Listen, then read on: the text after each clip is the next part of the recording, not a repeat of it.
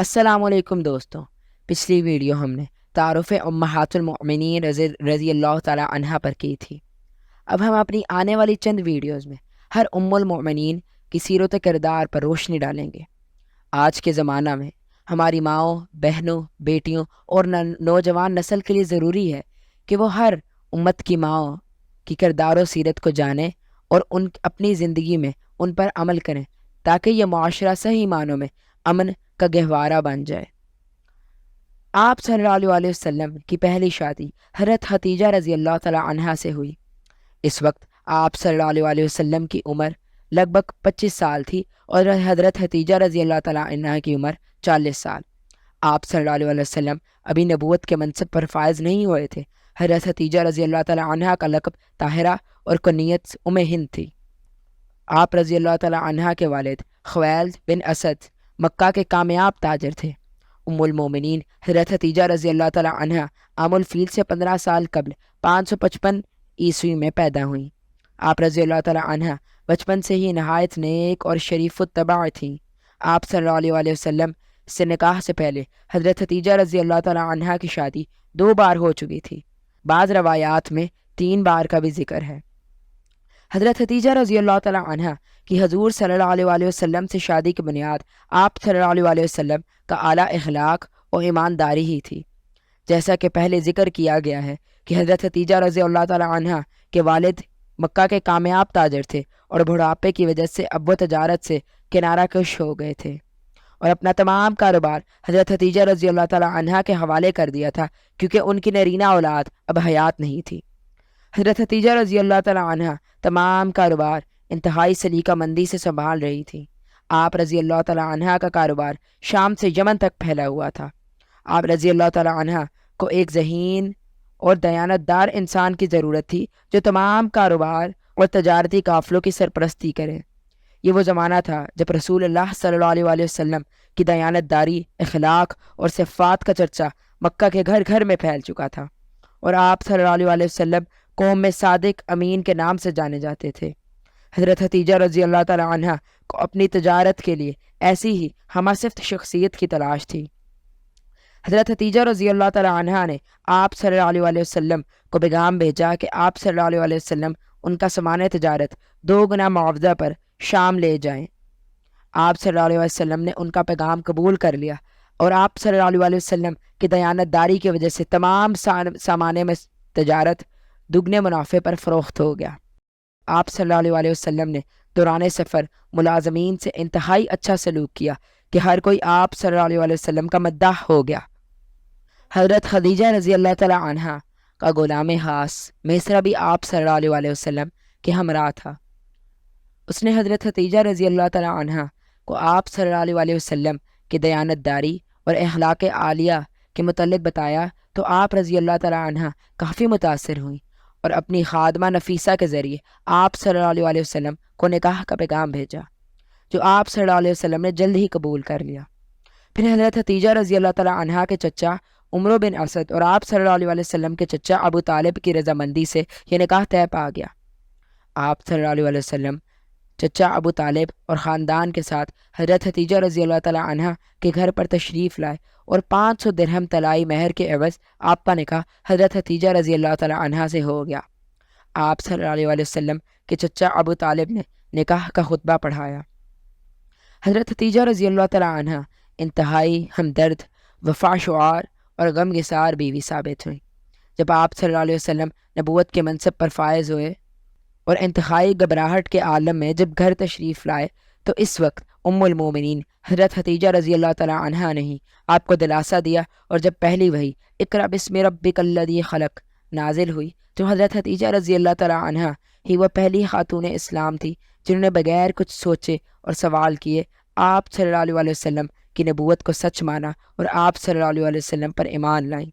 آپ صلی اللہ علیہ وسلم کی گھبراہٹ اور بے چینی کو ان الفاظ سے کم کرنے کی کوشش کی کہ آپ صلی اللہ علیہ وسلم ہمیشہ سچ بولتے ہیں، غریبوں کی مدد فرماتے ہیں، مہمان نواز ہیں، صلہ رحم کا خیال رکھتے ہیں، امانت دار ہیں، دکھیوں کی خبر گیری کرتے ہیں۔ اللہ آپ صلی اللہ علیہ وسلم کو کبھی تنہا نہ چھوڑے گا۔ پھر آپ صلی اللہ علیہ وسلم کو ساتھ لے کر اپنے چچا زاد بھائی ورقہ بن نوفل جو کہ توریت اور انجیل کے بہت بڑے عالم تھے ان کے پاس لے کر گئیں۔ انہوں نے بھی آپ صلی اللہ علیہ وسلم کی نبوت کی تصدیق کی اور پیشن گوئی کی کہ آپ صلی اللہ علیہ وسلم کا قبیلہ خود ہی آپ صلی اللہ علیہ وسلم کو ان کے شہر سے نکال دے گا۔ اچھا کہ ام المومنین حضرت ختیجہ رضی اللہ تعالی عنہا نے پرآسائش اور آسودہ زندگی گزاری، لیکن نبوت ملنے کے بعد آپ صلی اللہ علیہ وسلم کی زندگی مصائب اور تکلیفوں سے بھرپور تھی۔ لیکن اس وقت میں عموماً خواتین گھبرا جاتی اور بعض حالات میں ساتھ چھوڑ کر چلی جاتی ہیں، لیکن ام المومنین حضرت ختیجہ رضی اللہ تعالی عنہا نے آپ صلی اللہ علیہ وسلم سے وفا، شعاری اور محبت کی وہ مثال قائم کی جو رہتی دنیا تک خوشگوار ازدواجی زندگی کے لیے مشعل راہ ہے۔ ام المؤمنین حضرت ختیجہ رضی اللہ تعالی عنہا نے اپنے غیر مسلم رشتہ داروں کے تانوں کی پرواہ کیے بغیر تبلیغ حق میں رسول اللہ صلی اللہ علیہ وسلم کا بھرپور ساتھ دیا۔ حضرت ختیجہ رضی اللہ تعالی عنہا نے اپنا تمام مال و زر اسلام پر نثار کر دیا۔ اسلام کا ابتدائی دور آپ صلی اللہ علیہ وسلم اور ان کے خاندان کے لیے تنگ دستی، مصائب اور تکلیفوں سے بھرپور تھا۔ جب آپ صلی اللہ علیہ وسلم قریش کی بیہودہ باتوں سے پریشان ہوتے تو ایک ہمدرد اور غم گسار شریک حیات کی طرح ام المومنین حضرت ختیجہ رضی اللہ تعالی عنہا آپ صلی اللہ علیہ وسلم کو تسلی دیتی اور کہتی آپ صلی اللہ علیہ وسلم رنجیدہ نہ ہو، بھلا کوئی ایسا رسول بھی آج تک آیا ہے جس کا لوگوں نے تبصر نہ اڑایا ہو۔ آپ صلی اللہ علیہ وسلم جب وفا شعار شریک حیات سے یہ باتیں سنتے تو آپ صلی اللہ علیہ وسلم کا دکھ دور ہو جاتا۔ حضرت ختیجہ رضی اللہ تعالی عنہا ہر موقع پر، ہر مصیبت میں آپ صلی اللہ علیہ وسلم کی مدد کے لیے تیار رہتی۔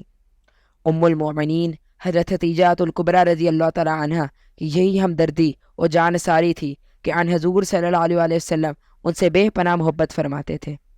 جب تک حضرت ختیجہ حیات رہیں آپ صلی اللہ علیہ وسلم نے کوئی دوسرا نکاح نہ کیا۔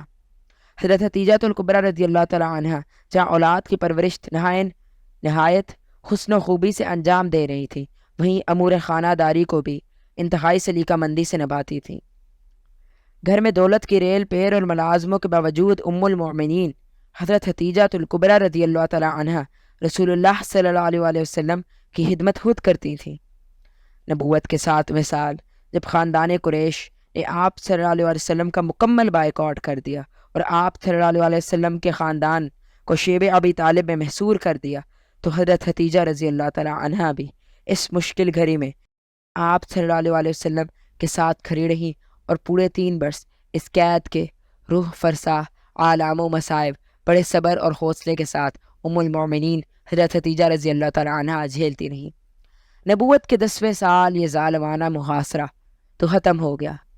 اس کے بعد آپ رضی اللہ تعالی عنہا چند دن زندہ رہیں اور آپ کی طبیعت ناساز ہوتی رہی۔ آپ صلی اللہ علیہ وسلم نے علاج و معالجہ اور تسکینت شفی میں کوئی کسر نہ چھوڑی، لیکن موت کا کوئی علاج نہیں ہوتا۔ 11 رمضان المبارک 10 نبی کو آپ رضی اللہ تعالی عنہ اپنے خالق حقیقی سے جا ملی اور مکہ کے قبرستان حجون میں دفن ہوئی۔ اس وقت آپ رضی اللہ تعالی عنہ کی عمر 65 برس تھی۔ آپ صلی اللہ علیہ وسلم کو ان کی وفات کا بے پناہ صدمہ ہوا اور آپ صلی اللہ علیہ وسلم اکثر ملول رہتے۔ آپ صلی اللہ علیہ وسلم نے ایک دفعہ حضرت عائشہ رضی اللہ تعالی عنہا سے فرمایا، خدا کی قسم مجھے ختیجہ رضی اللہ تعالی عنہا سے اچھی بیوی نہیں ملی۔ وہ ایمان لائیں جب سب لوگ کافر تھے، اس نے میری تصدیق کی جب مجھے سب نے جھٹلایا، اس نے اپنا زر و مال مجھ پر قربان کیا جب دوسروں نے مجھے محروم رکھا، اور اللہ نے اس کے بطن سے مجھے اولاد دی۔ حضرت ختیجہ رضی اللہ تعالی عنہا کے بطن سے اللہ نے آپ صلی اللہ علیہ وسلم کو 6 اولادیں دیں۔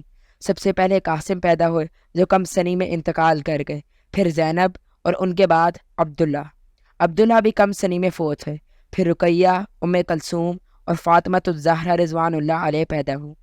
حضرت ختیجہ رضی اللہ تعالی عنہا سے بھی بہت سی حدیثیں مروی ہیں۔ شکریہ دوستو، چینل کو سبسکرائب کریں اور لائک کریں۔